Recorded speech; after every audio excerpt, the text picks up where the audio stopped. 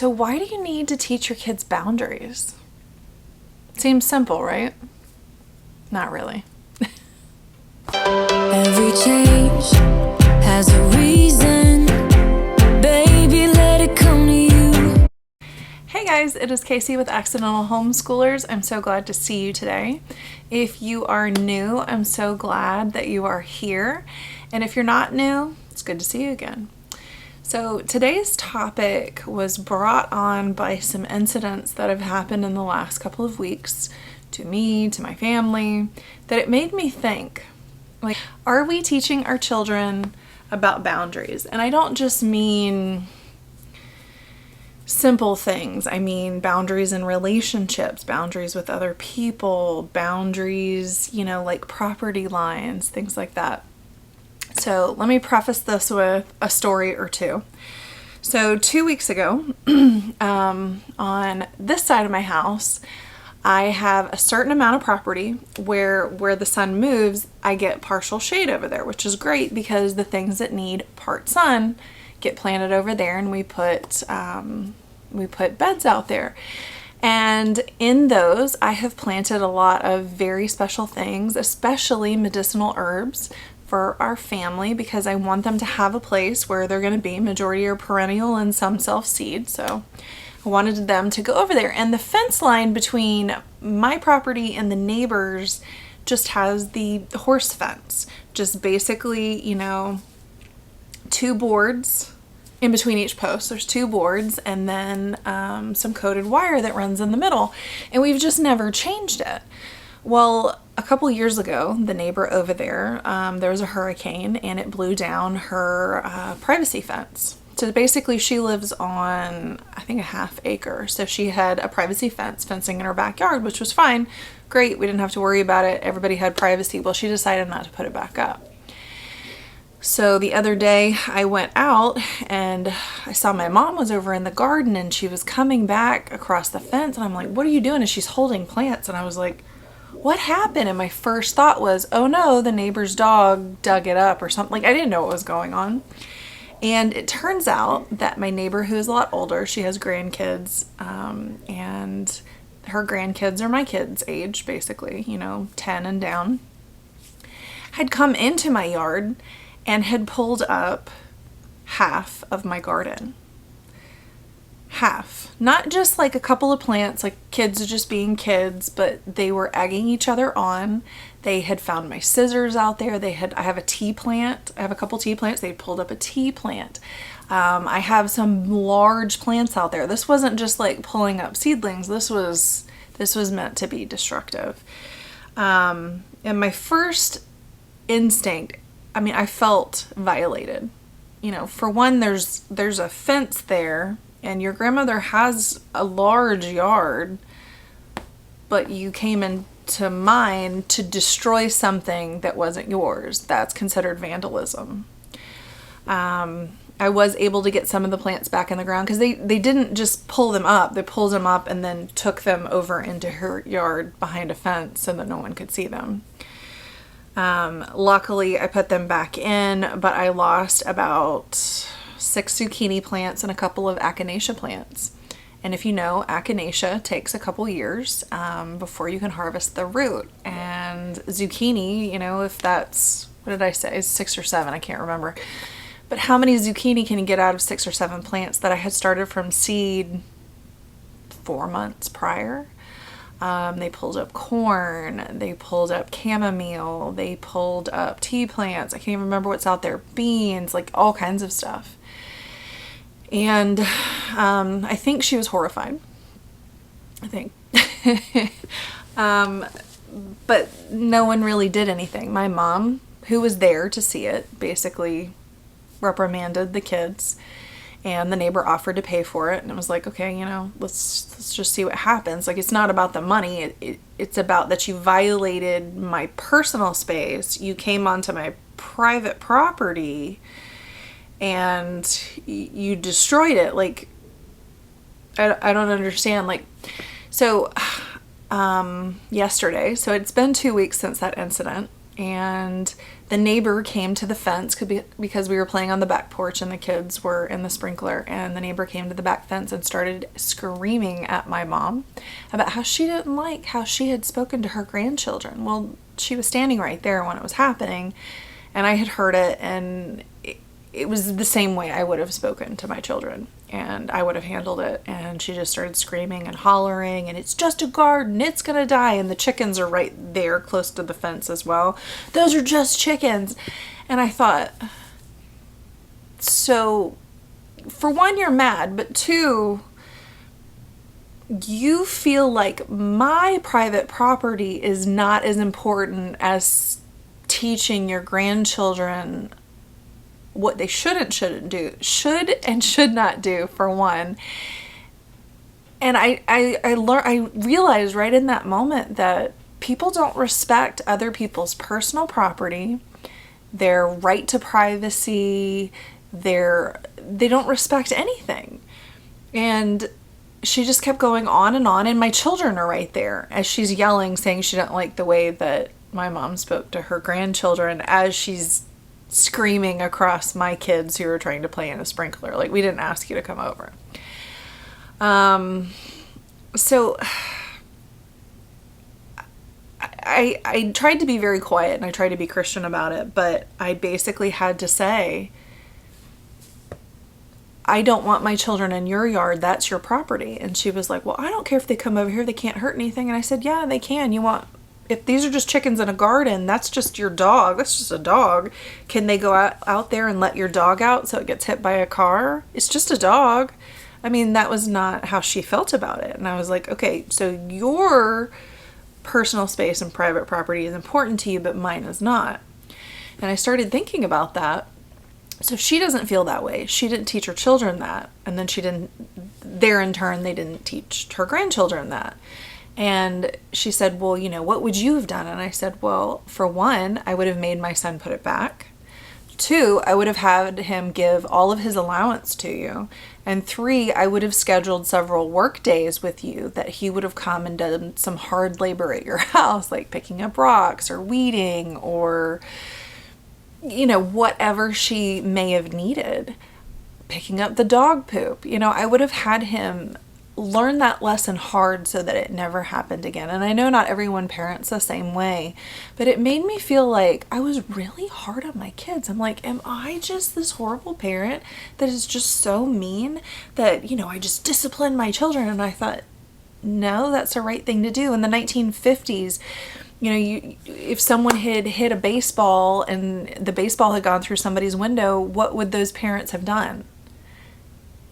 They would have made the child pay for it or work it off or help clean it up, or, they would have gone to that length as well. And I guess I'm just old school, but it's just something that I don't quite understand. And so also in this, yesterday, I went somewhere and there was a car parked, the engine was on, and it turns out like there were 2 children in the back seat. And the parents, I guess, had gone inside and the kids stayed in the car. And there was a car in between my car and their car. And I saw this thing come flying over the car next to me, like something small. I was like, what is that? And I looked down and it was a piece of gum. And I looked up, and this kid that actually couldn't have been any older than my son, who's 9, was throwing gum out the window, trying to hit my car. And I said, was that gum? And I made the mean mommy face and everything. And he goes, yeah, and put the window up. And I was just like, my first instinct was to go to the window and be like, you get out of here and you pick this up. And I thought, okay, for one, not my child, not my vehicle. The parent's not in the car, which is completely unsafe. They don't know if I'm a crazy or not. And so I had to kind of let that go. But I thought, I know that kids do some things. So the children who had destroyed my garden, if they had pulled up a few plants, I would have chalked that up to just being a kid and not thinking about what you're doing. But to pull up half a garden, you had to have been out there for like 20, 30 minutes, So that was malicious intent. So thinking about boundaries lately, boundaries in relationships, boundaries in your household. Think about, do your children know if they're old enough, do they know that when a door is shut, they can't just barge in? Do they knock? Do they ask permission to come in? You know, things like that. You know, that is something that takes a while to learn, but are you working on it? Are you doing that? And I had to think, I was like, a lot of these skills and these things that we have to teach our kids are really hard, and it requires a lot of effort. It's not just something you can say, don't do that because of this, and then it's never a problem again, because it takes, you know, weeks, months, years, whatever the skill is. So it is difficult. And I started thinking, I was like, are people so overwhelmed today that they don't have the time to parent? Because you're so exhausted by what is happening in the world. You know, are you just kind of free range parenting because whatever, you know, you're tired? I'm tired. I got a lot going on, but I would never let my child do that. For one, I before that incident, I had spent a lot of time telling my son, the dog, my mom's dog, you know, my baby, you know, we don't go over there. That's not our yard. Just because the fence isn't solid, like a backyard fence, it's still there. We don't go over there. That's not okay. That's not our yard. We weren't invited. So I've been working on that, and then that happened, and I thought, oh, okay, well, yay. So I now have to buy about 50 feet of a privacy fence to put on top of the horse fence to basically keep people out. I didn't think I was going to have to do that. And for one, I just don't need that neighbor who we've had issues with before, but not to this extent. I just think I think there's some mental health issues going on. So I have been praying for her a lot, but I also don't want any more incidents. I don't want my kids in the backyard worrying about if, you know, Miss So-and-so next door is gonna come out and yell at them or whatever. So I also have some chickens out there, and I just don't feel safe anymore. And I'm in a place where I should feel safe. I'm in a place where, like, and don't take this the wrong way, but, like, you know, we're for spanking when it's necessary. I know that offends some people, but I'm sorry, that's how I parent. I grew up, you get your butt whipped for something like that. That I would have never thought to do that. And if I had, it would have never happened again. So I don't want this to be like a ranting video, but it's just brought up a lot of thoughts for me. So I have to look at my notes. Here's another situation. We go for a bike ride a lot. There's sort of back road, country roads with like farm fields behind us. And we ride bikes back there. Well, we go down to the end of a road where it basically dead ends at somebody's property, and then we turn around and we come back. And my son, they have a huge like circular driveway that kind of loops around like a teardrop to head back out. And my son's like, we'll go through their driveway. And I was like, that's not our property, honey.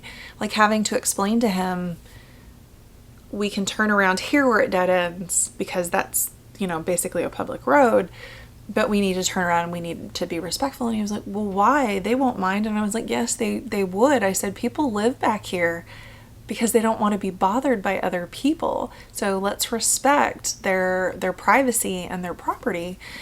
So that had to be, and that lesson actually happened after we had the garden incident. And he was very upset about the garden incident because he had put so much work into it. You know, he knew how long it took to start those plants, and he helped put it in, and he helped build those beds.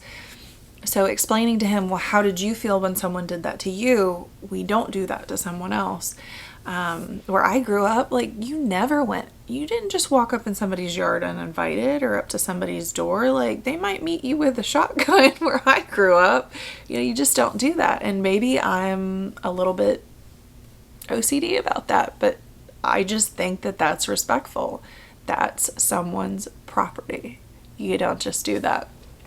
Also, where we came from before, not in the Southwest, but previously where we had a house, we didn't have a backyard fence. And, you know, our neighbors to both sides did, but because there wasn't a physical barrier, people just assumed they could walk through it. If there was a fence there, no one would walk through it. But because there was no barrier, people just thought, oh, it's a free-for-all, instead of imagining, oh yeah, that's their property. And it would be like the neighbors' kids. And I mean, it's not a horrible thing, but when their dad mows, I mean, people mow the property line. You know where it is. If you didn't know where it is, you'd mow the neighbor's yard too, you know? So, I mean, people don't just stop. If there's not a flashing light barrier, people don't think about boundaries. And I want my children to understand, you know, people have personal space. It's this invisible ring, you know, around them. They don't necessarily want you in their space, especially during what has happened in the last couple of years. Early on, you know, trying to explain to my son, like, especially now, people don't want you super close. But, you know, I've had to tell people frequently lately, I mean, because they would be right here, like I could feel their body heat, like, can you back up? Like, you're a little close to me and I don't like that. So I think coming out of what we have, maybe people aren't thinking about it anymore. I don't know. I don't really know what people are thinking, because when I go out, I try to go out and I try to be kind and I try to give other people, you know, let people into traffic. I try to show kindness as much as I can. You know, where I live, it's not happening as much anymore, but you know, you go through a drive-through and you get up to the window and they'll say that the person in front of you paid already, you know, and I always try to pay those kindnesses back and do it for somebody else.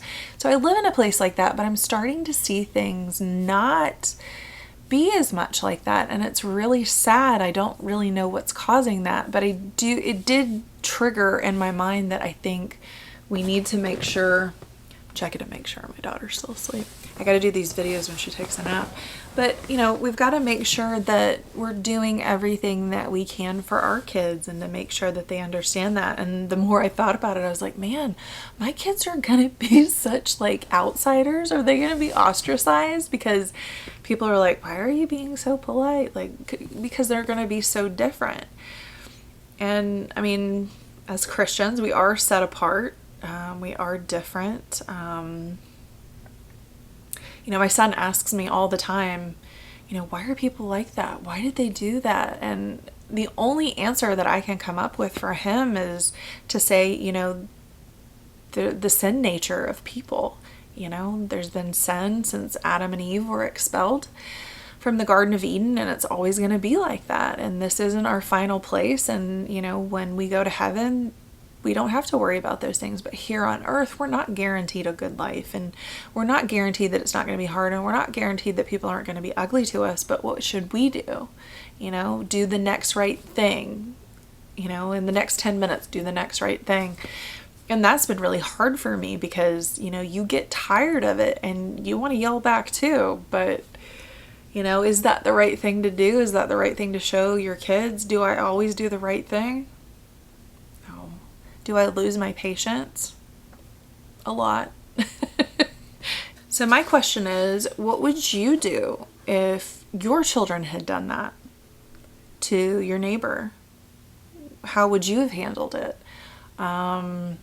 If it happened to you, how would you handle it? I'd love to see comments below. I don't think I'm in the minority, but it'd be interesting to see, like, has that happened to you? How do you feel? Are you seeing more of that? I kind of just, I don't know, maybe I'm just sensitive to it, but I just don't think people should be ugly. Boundaries in relationships, you know, just simple things. If you call somebody and they don't answer, don't just keep calling and calling and calling. Like, you know, people have time. Or if someone doesn't text you back right away, be polite. Because at one point we didn't have text messaging. Remember when you had to call your friends at their house and ask, like, hi, Mrs. So-and-so, is so-and-so at home? Can I speak to them? And then there were times where, like, oh, you couldn't call past like 7:30. So we've slowly, as time's gone on, we've pushed these boundaries of like of respect for other people. And I think we're just, these lines of boundaries are just getting so blurred and erased that, you know, I don't think people think of it anymore. I would never think that the neighbor's dog wasn't worth anything. You know, we'll just go over there and like, we'll just let it out. It's fine. She won't care. I just can't imagine. So there's other simple things for boundaries. Do you just reach across the table and grab somebody's food and just take it? No. Do you run in your sister's room and take her toy and, while she's screaming behind you, you have to ask, can I play with that? That's not happening much anymore. Naturally children don't know to a certain extent what they can and can't do. They have to be taught. They do have that conscience, where they kind of know right and wrong a little bit in the beginning, because when they're little, they know. They may not be able to talk. My daughter can't talk fluently yet, She can say hello and goodbye and shoo and kitty and things like that, but she still knows she's not supposed to do certain things. So let me know. How would you handle it? What would you do? How do you teach your children boundaries? Do you think it's important? Do you think it's still important in today's society? Is it more important now? I'd really love to hear what you have to say, so please leave a comment below. Also, if you're not subscribed, please do. I'd really love to hear from all of you, and if you haven't hit the bell, please do, so that you know when I upload a video, because I am a homeschool mom. Things happen. This video was supposed to come out yesterday, and there's a lot going on, and I forgot about it. But rightfully so, because my children come first, and I love talking to you guys, and I love encouraging you, and I love talking to you. But I don't want to put my children on the back burner just so I can put out some videos, and I'm not going to chase an algorithm. But anyway, it was so great to talk to you, and I will see you next time. Bye. Every change